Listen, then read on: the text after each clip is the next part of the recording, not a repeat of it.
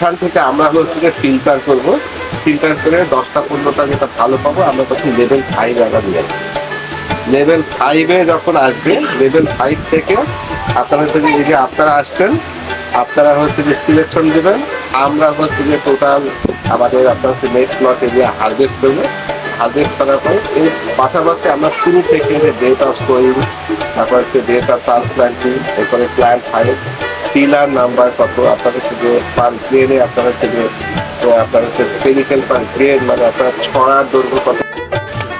For insecticide, stem control and other sucking pest.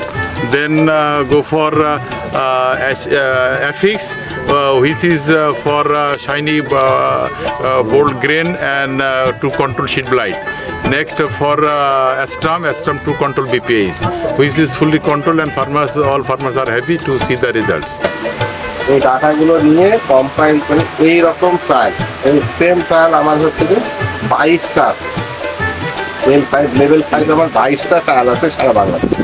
আমরা এত বছর পরে সুযোগ পাইছি যে অ্যাডভান্সের সাথে ইউপিএল এর যে প্রোডাক্টগুলো আছে সে কিভাবে কোলাবোরেশন করা যায়, যাতে একসাথেই হচ্ছে গিয়ে দুটো মেসেজ একসাথে যায়, যে আপনি যখন অ্যাডভান্সের সিটটা নিলেন তখন হচ্ছে সাথে সাথে ইউপিএল এর মেসেজটা চলে গেল, কারণ দুটোই হচ্ছে গিয়ে সেম। আমরা অ্যাডভান্স হচ্ছে ইউপিএল এরই কিন্তু সিস্টার কনসার্ন, তো আমরা একই কোম্পানি।